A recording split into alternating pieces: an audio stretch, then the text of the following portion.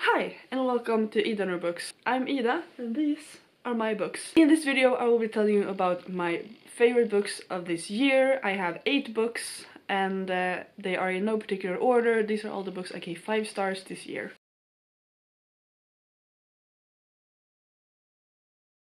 I will start with the 2 books I don't have with me because I listened to the audiobook. First one is Simon vs. the Homo sapien Agenda, which I listened to on audiobook when I was in England. And I really enjoyed it. It's a really fun story. The languages were great. I like the narrator. I like Simon's voice, like how he's written. I like the premise of the emailing back and forth. And it was just overall a really enjoyable, light and fluffy story. Next book I don't have with me is The Forgetting by Sharon Cameron.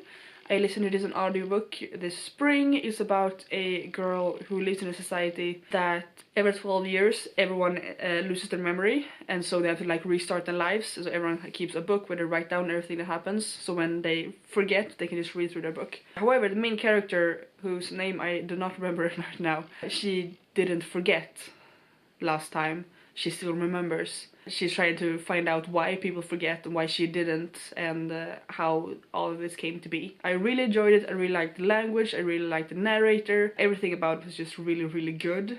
Something specifically that I appreciated was that she strikes up a relationship with this boy. It's very early on established that the main girl doesn't like to be touched, and so he's very considerate, always asking before he touches her. And also their first kiss is something that she initiates. She's not forced into anything. He's being really caring, really kind, and just really perceptive to her emotions, and I really appreciated that, and so I really like that book. Next book on my list is The Haunting of Henry Twist by Rebecca F. John. I talked about this in my wrap-up. It's a book about a man named Henry Twist who loses his wife in an accident and leaves him behind with an infant daughter. He soon meets a man named Jack Turner who has lost his memory. All he can remember is his own name and Henry's name. When I found this book, I was unsure if what it was really about, because it sounds like it could be a gay romance. I wasn't sure. It doesn't say explicit on the back that they start up a romantic relationship. It just says Henry's both terrified and irresistibly drawn to Jack. Why does this man seem so familiar, so magnetic?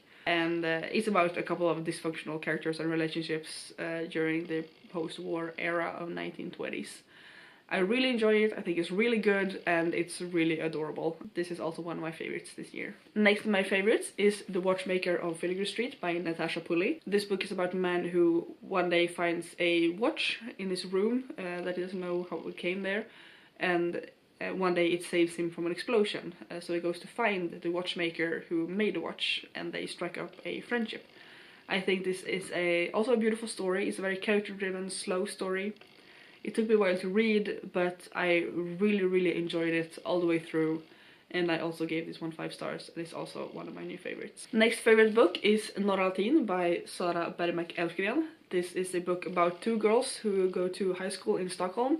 One who moved there from a smaller town, and one who's been living there her entire life, who is also an actress. She's been acting since she was a child. First time they meet, Tamar, the girl who moved to Stockholm, falls head over heels in love with Clea, the other girl. At the same time she's trying to like manage school at this new town and her new crush, she also discovers that there's a ghost at the school and she thinks she can help it. I really enjoy the story. It's a really long book. It's really good. It's fun when it's supposed to be funny. It's very adorable when it's supposed to be adorable. And it's very creepy when it's supposed to be creepy. I really enjoy this book. Next of my favorites is The Savior Champion by Jenna Moreci. This book is about Tobias, who for reasons gets thrown into this competition to become the Savior's champion.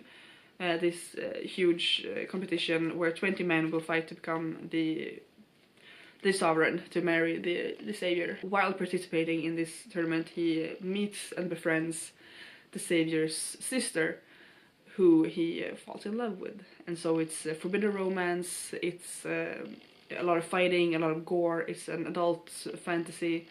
And it's really good. I like the language and the characters and the story, and I really enjoyed reading this. Next book I gave 5 stars is Hemsökta by Magnus.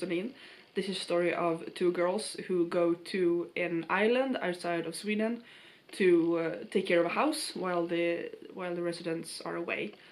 And while they're there, creepy things start happening, things are moving around the house, and stuff like that, and they start suspecting that something might be haunting them. It's a really good story. It's really scary, and it's also really good. I like the characters. I really like this book. I really enjoyed the story. The characters, I think, is well written, and it felt very close to home, because I also spent the summer in a summer house with huge windows out towards the water, which is the kind of house they were house sitting.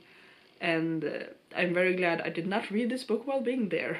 The last book I gave 5 stars is Gamer by Effie Karabuda. This book is about gaming in general, the gaming community. She is a journalist and a gamer, and has been a part of the gaming community for quite a few years, and she's writing about her own experiences as well as interviewing other people in the gaming industry.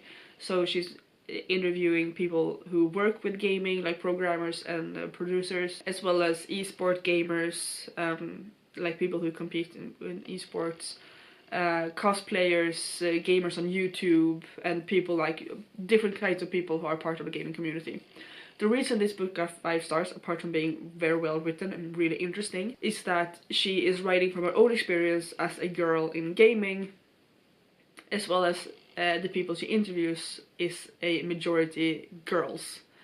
And so you get to see like a side of the gaming community that you don't normally see, where there's a lot of girls, and it's a lot of representation in a way that's not usually shown. And so I really like this one. So that was my favorite books of the year. Have you read any of them? What did you think? Please leave a comment down below. I'd love to discuss it with you. If you want to watch more videos from me, please subscribe, and I will see you in my next video. Bye!